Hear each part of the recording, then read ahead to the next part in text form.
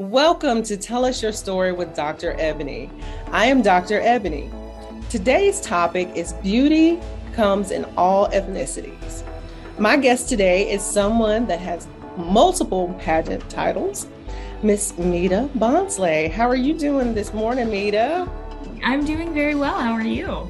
I am doing well. Before we get started, I have to give full disclosure. Mita and I met approximately 7 years ago when she was competing and won the title of Miss Lexington, which is a local preliminary for the Miss America Scholarship Organization.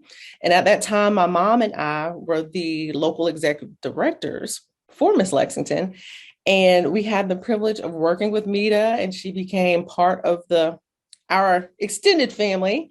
And she still comes and mentors my oldest daughter when she has time and when our schedules work out. So welcome, Mita. Thank you for having me. You are so welcome. When this topic kind of came to mind, and I've been kind of playing around with this in my mind for years, I was like, who can I ask? I was like, what about Mita? So now, Mita, let's get started. Okay. Where did you grow up? I grew up in Lexington, South Carolina, so right here. Okay, so you are homegrown right here. Mm-hmm. So what ethnic background are you? So my dad is from India. He's from the central part of India, and my mom is from Central America, from El Salvador. So now I can't remember all of the details of this story, but I just can't wrap my mind around how your parents met. Yeah, it is a very interesting story. I'll kind of give you the Spark Notes edition, but my mom moved to the United States when she was 14 years old from her country and moved to New York with her family. And my dad was a little bit of a wanderer. He spent a couple of his years living all over the world and ended up in the United States. But the both of them found themselves at a Bible school in Virginia in a very tiny town called Ashland. It's maybe 30 minutes outside of Richmond. And they met there and they got married, and the rest is history. They are still married. They've been married for 35 years now. So, yeah. Wow, that is so awesome. Her parents are like the sweetest people. I know exactly where Mita gets it from. It's great. So with your unique family background and even with them meeting, I mean, what are the odds? Talk about a God thing, right? Oh, for sure. Most definitely. I mean, at Bible school. Right. Yeah. And I mean, my mom wanted to be a nun, but obviously that's out the window. So he just crushed those dreams of hers. Well, yeah, but she came up with some other dreams after that. I think that they are, yeah, they're fine. They're fine after 35 years together. Yeah. I think they're good. With your unique family background, you also have like a tremendous career marketable skills. She can fluently speak 5 different languages. Yes, you heard it correctly. 5 different languages. So, Mita, what are your 5 languages? And would you be so kind as to briefly do a greeting for us in each one of them? Okay, so I speak Spanish. Hola, buenos días, me llamo Mira. I also speak German. Guten Morgen, ich heiße Mira. And I also speak Hindi and Marathi, which the two are pretty interchangeable, but I'll go with Marathi for now. Namaskar, माझे नाव मीरा आहे. And also English. Good morning. Just in case that was scary, just speak a little English, just a little. Yeah, a bit. Yeah. Growing up here in Lexington, South Carolina. Little old Lexington, I picked up the dialect, so yeah. Even with your language skills, has your ethnic background made things difficult for you living in Lexington? And if so, what ways? Yeah, I think that growing up was a very interesting situation at times for myself and my older brother specifically, because we were growing up in Lexington in a time where we were still kind of like new, and it was like, whoa, where are they from? So I definitely faced some challenges in school, just like most kids would. But I think it was a little bit different for me because people didn't know what I am, I guess you could say. I would get that question like, what are you? Or where are Mm-hmm. you from? And I'm like, I'm Right. from here, And so it's like, but where are you really from? And I'm like, I don't, Colombia. Like I was born in a hospital in Colombia. I don't know what you want. And that's how I felt as a kid. And then as I grew up, I realized like they're asking me like they think I'm from another country or something just because I look different. And so those experiences were really interesting as a kid because then I learned how to answer those questions in a way that made people feel like I wasn't treating them as if they, you know, were, I don't know, not intelligent or making them feel less than for maybe not knowing about different cultures or that people can look different. So They can look different and live in Lexington. yes. And And be born here too. that doesn't mean they're directly from another country. Right. Okay. So, of course, we mentioned a lot that you're homegrown here in Lexington, South Carolina. So, being part of the Lexington, South Carolina culture, we have a lot of pageant patties. And for those of you who are not familiar with that term, this is a term that describes beauty pageant participants that compete frequently. I mean, like all the time, everywhere, in every system, whatever. They're always competing. With this background about the popularity of pageantry in our area, Mita, how and when did you make that decision to compete in pageantry? Okay, yeah. So I will tell you this off the bat. Everyone that I've ever competed in a pageant with from all over the place or people that I've met in pageants that are from different states have said, we've heard Lexington, South Carolina is the pageant capital of the world. And it really does ring true because we have so many awesome women and also so many that just have done every pageant under the sun and they love it. It's like a sport. But yeah, I mean, it really is. And I think for myself, I mean, my mom put me in my first pageant when I was 8 months old. So obviously I have no awareness of that day. I just little baby on mom's hip and whatever. Which I mean, how it's so hard to judge kids that age, by the way, because all babies are cute. But I did a couple throughout middle school and I really started diving in my sophomore year of high school at Lexington.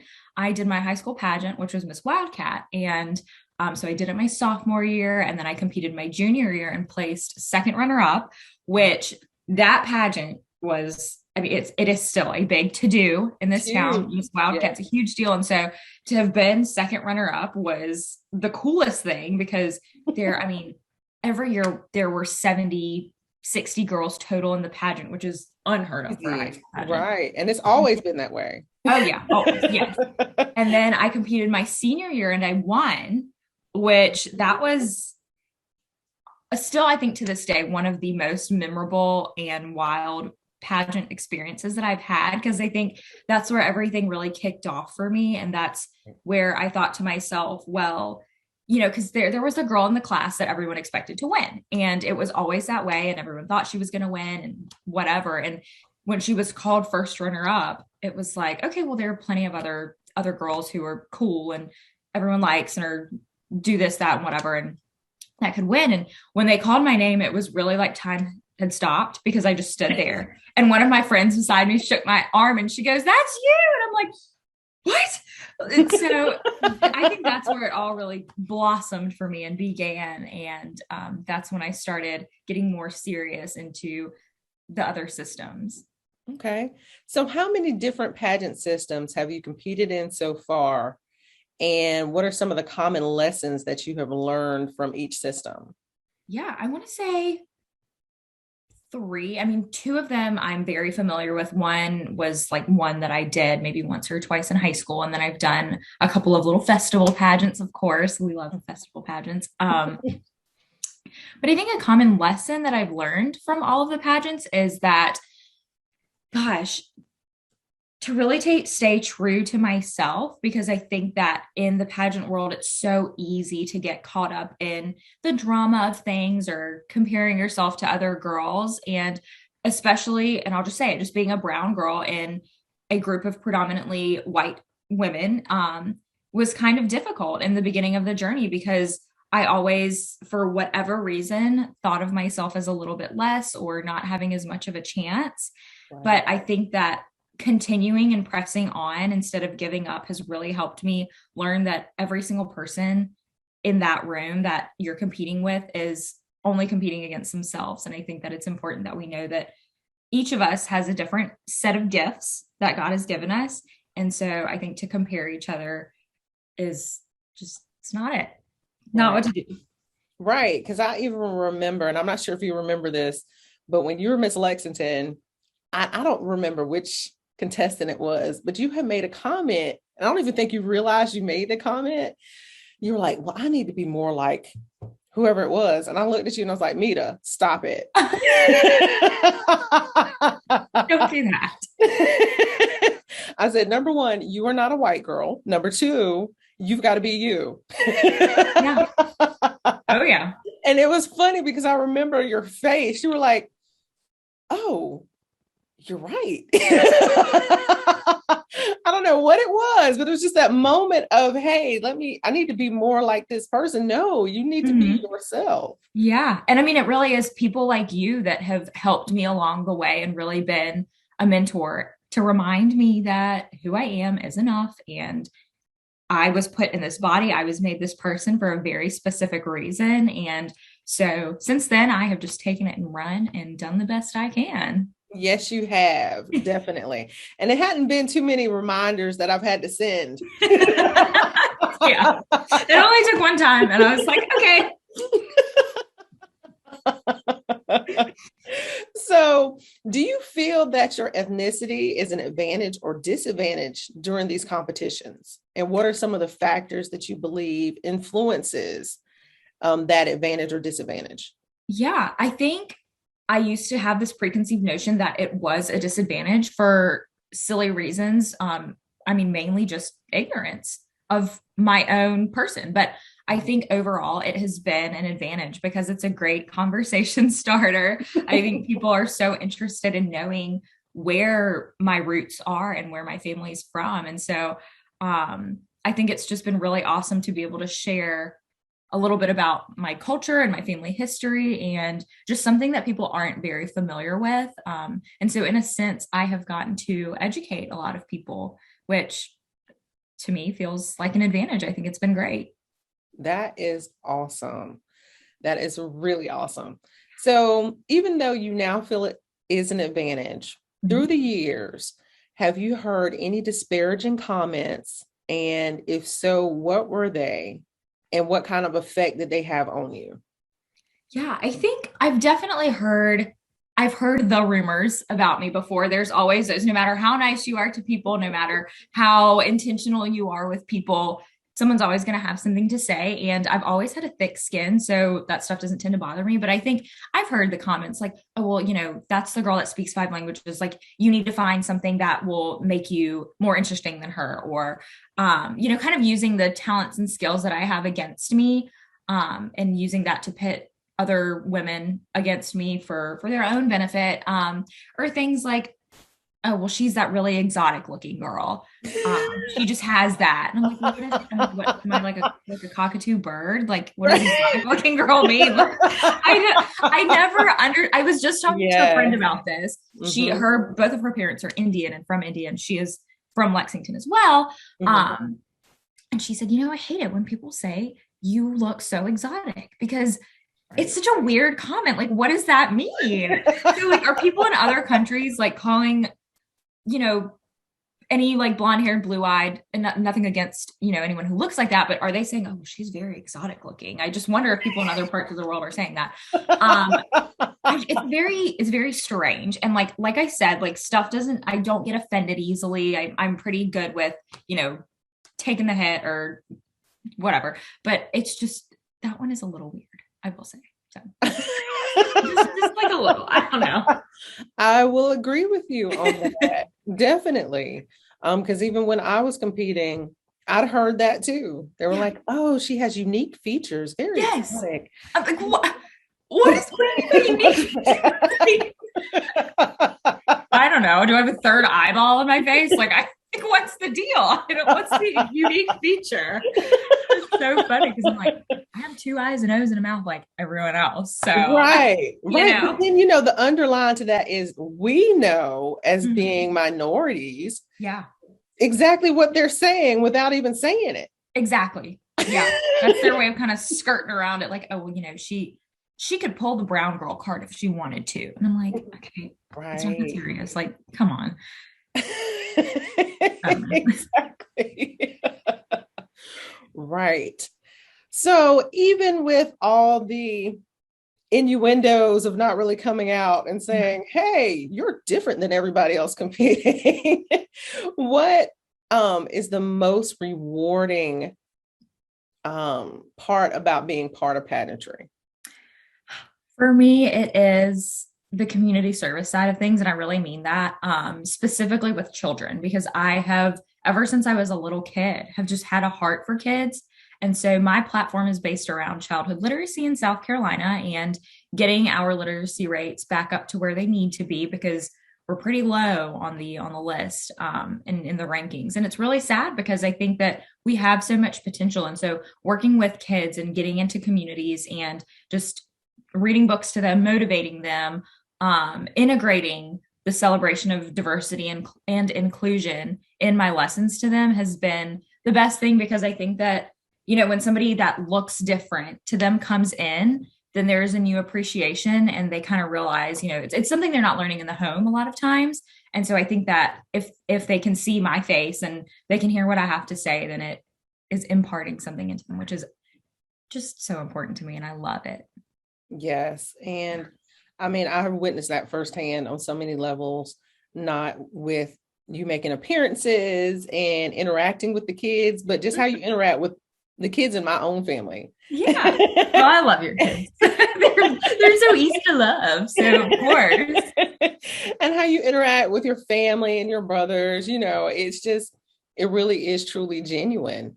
So even from that experience, it's like you get the crown, the title, and you get to do what you love anyway. Yes. So Yeah. on top of that, what type of awards or scholarship money otherwise have you Yeah. received from participating in pageantry? Gosh, I want to say that I've received a good bit of scholarship money, especially from the Miss America organization, because I used to compete there. And it had to be close to $5,000, maybe more. And that really helped with, because I held two titles in the Miss America organization. And so every year, just for going to Miss South Carolina, you get X amount of money. And so that was really awesome to be able to have that to put towards school, because I was in college while I was competing. And, being a college kid, you're on a tight budget. So it was nice to have that for school and to know that they were so supportive of education and making sure that we had the means if we really needed it. So, yeah. Right. And of course, to some people, $5,000 may not sound like a lot, But but it is. in the grand scheme of things, how would you break that down per semester if you're working Um, with a spring and a fall semester? yeah. So I was a journalism major at Carolina. And so a lot of the things that we needed included a lot of lab equipment, cameras, stuff that is very, very expensive. And we did have to pay to use a lot of those things. So using camera equipment for when we were going out to shoot stories, or even textbooks. I mean, textbooks are so incredibly expensive, and most of them were required for our major because it was so involved as far as what we did goes. And meal plans. I mean, meal plans as a freshman, meal plans being in a sorority were not cheap. So there is a lot of little things that were required. Parking, Columbia's greatest thing. Mhm. Parking was expensive. So I mean, just anywhere that I could use those funds really did help. And I think that, like you said, for some people, $5,000 may not sound like a lot, but I mean, it adds up, and it's so helpful for students, I think, for anyone. Mm-hmm. Yes, I would agree with that. Yeah. So, what advice would you give minorities that would like to compete in pageantry but don't know how to get started, or they've never even thought about it? I just go for it. You just have to go for it. And whatever system you decide to end up in, just make sure you do your research, reach out to the state offices, and build a relationship. Talk to the directors at the state office and say, hey, here's what I bring to the table. Do you think I'm a good fit for your organization? And I think as far as on their side goes, you have something that does make you a little different and you can use that. And I think it's really exciting to see so much diversity in pageants nowadays. I think that it has really taken the whole pageant world from one place to another over the past, 10 to 20 years. And I think to be a part of it is the coolest thing ever. I'm so excited to be able to tell my kids one day, this is what I did and this is what you can do too. So I think anyone that's a minority that is struggling or is feeling iffy about whether or not they should compete in pageants, I really, really think that just go for it. Because like I said earlier, you can educate someone else about a culture they didn't know about or a lifestyle they didn't know about or whatever it is, whatever that you can offer them. I think that there is something there that whoever's interested can give to someone else. Now, on the kind of flip side of that, or kind of the mirror side of it, what would you say to people, brown and any other ethnicity out there, about actually being in leadership in pageantry? Yeah, I think so. I have not made it to that side of pageantry, and I don't know if I ever will. I'm not sure if once I'm done, I'm done. But I think that as far as leadership goes, I haven't seen a lot of diversity in pageant leadership. As far as local directors, there was definitely some diversity there. I don't think there was enough. So I think that in that aspect, that's something that we really need to keep pressing forward into. And, sometimes we do have to work a little extra harder to prove our skills. And that's something that I still haven't figured out why.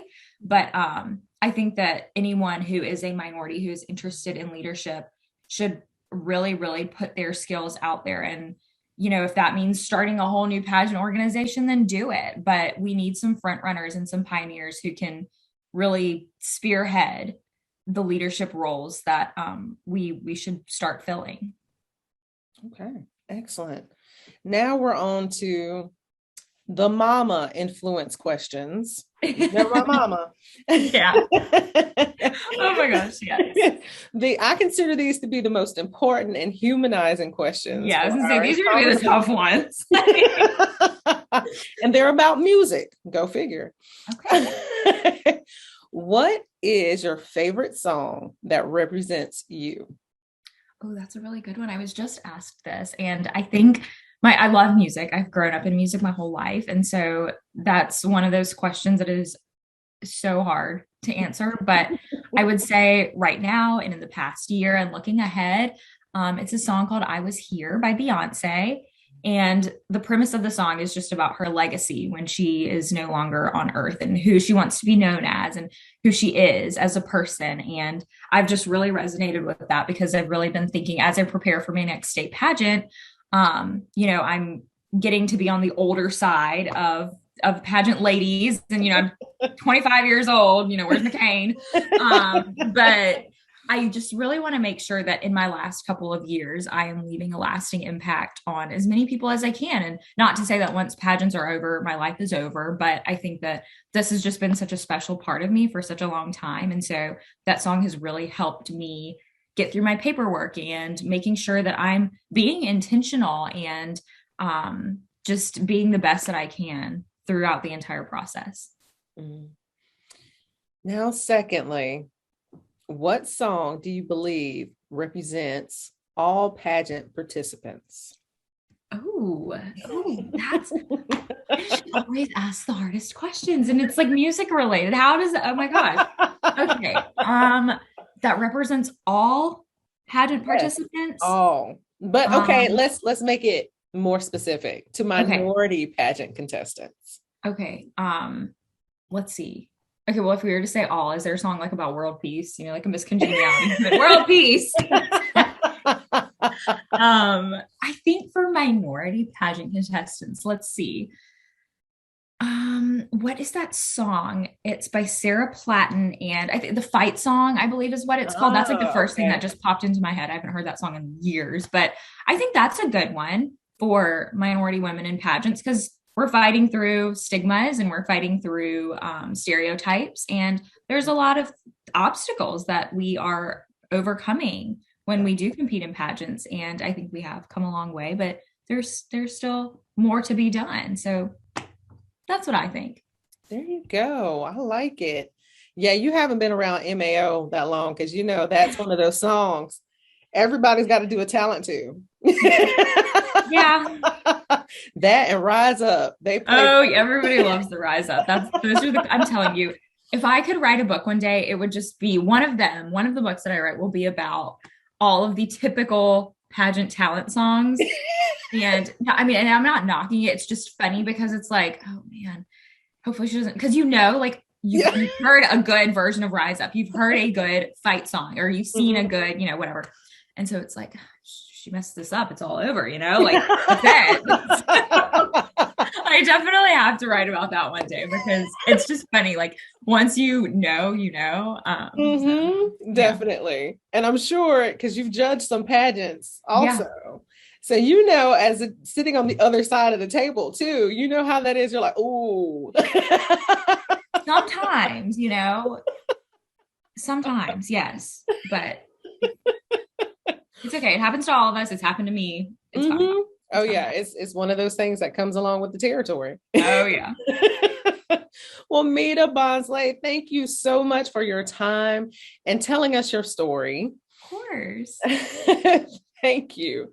So to all of you, thank you for watching.